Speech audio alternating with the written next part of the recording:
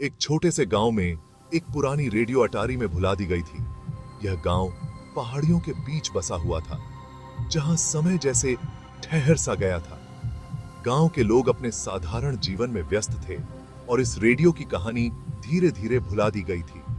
कहा जाता था कि जो भी इसे चालू करता उसे मृतकों के अंतिम शब्द सुनाई देते।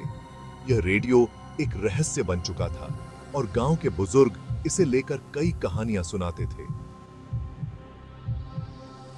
कुछ कहते थे कि यह रेडियो एक पुराने जादूगर का था, जिसने इसे अपनी आत्मा को अमर बनाने के लिए बनाया था।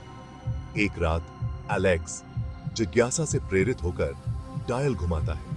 एलेक्स एक युवा था जो हमेशा रहस्यों और रोमांच की तलाश में रहता था। उसने इस रेडियो के बारे में सुना था और उसकी जिज्ञासा उसे इसे आजमाने के लिए मजबूर कर रही थी।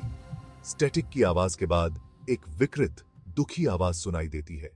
यह आवाज इतनी भयानक थी कि एलेक्स के रोंगटे खड़े हो गए। उसने रेडियो को बंद करने की कोशिश की, लेकिन उसकी उंगलियां जैसे जम गई थीं। वह आवाज चिल्ला रही थी, मुझे मदद करो।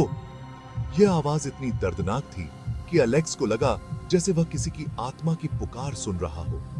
उसने अपने चारों ओर देखा, लेकिन उसे कुछ भी असामान्य नहीं दिखा। एलेक्स आकर्षित होकर आवाज के पीछे एक सुदूर इलाके की ओर बढ़ता है। वह जानता था कि यह खतरनाक हो सकता है, लेकिन उसकी जिज्ञासा उसे रोक नहीं पा रही थी। उसने अपने कदमों को तेज किया और उस आवाज की दिशा में बढ़ने लगा। रेडियो एलेक्स को धुंध के माध्यम से ले जाता है, जब तक वह एक पुराने खाली घर तक नहीं पहुंचता। यह घर गांव के किनारे पर स्थित था और इसे लेकर कई डरावनी कहानियां प्रचलित थीं। एलेक्स ने घर के दरवाजे को धक्का दिया और अंदर प्रवेश किया। आवाज और भी उत्तेजित हो जाती है, मैं यहां हूं, मैं यहां हूं। एलेक्स ने महसूस किया कि यह आवाज उसे किसी खास जगह की ओर ले जा रही है। उसने अपने चारों ओर देखा और देखा कि घर के अंदर सब कुछ धूल और जाले से ढका हुआ था। हर कदम के साथ आवाज और भी तेज हो जाती है। एलेक्स ने अपने दिल की धड़कन को तेज होते हुए महसूस किया। उसने अपने कदमों को धीमा किया और ध्यान से सुनने लगा। आवाज उसे एक कमरे की ओर ले जा रही थी। शीशे में एलेक्स के पीछे एक धुंधली आकृति प्रकट होती है। उसने शीशे में देखा और उसकी आंखें चौड़ी हो गईं। यह आकृति धीरे धीरे स्पष्ट हो रही थी और एलेक्स को लगा जैसे वह किसी भूत को देख रहा हो। भागने के लिए बहुत देर हो चुकी थी। एलेक्स ने महसूस किया कि वह इस घर में फंस चुका है। उसने दरवाजे की ओर भागने की कोशिश की, लेकिन उसके पैर जैसे जमीन से चिपक गए थे। जैसे ही रेडियो चुप हो जाता है, एलेक्स ने अपने कंधे पर एक ठंडी हाथ महसूस की। यह स्पर्श इतना ठंडा था कि एलेक्स की रीढ़ की हड्डी में सिहरन दौड़ गई।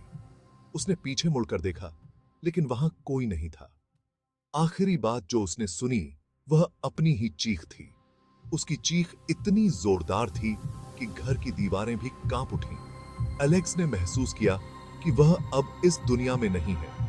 रेडियो अटारी में वैसे ही पड़ा रहता है, अगले सुनने वाले का इंतजार करता।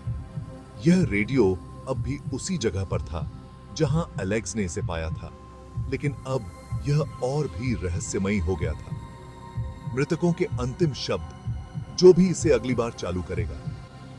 यह रेडियो अब भी अपनी अगली शिकार की तलाश में था। गांव के लोग अब भी इसे लेकर डरते थे और कोई भी इसे छूने की हिम्मत नहीं करता था। क्या आप सुनने की हिम्मत करेंगे? यह सवाल अब भी हवा में गूंज रहा था। क्या आप इस रहस्यमयी रेडियो को चालू करने की हिम्मत करेंगे और मृतकों के अंतिम शब्द सुनेंगे? यह फैसला अब आपके हाथ में है।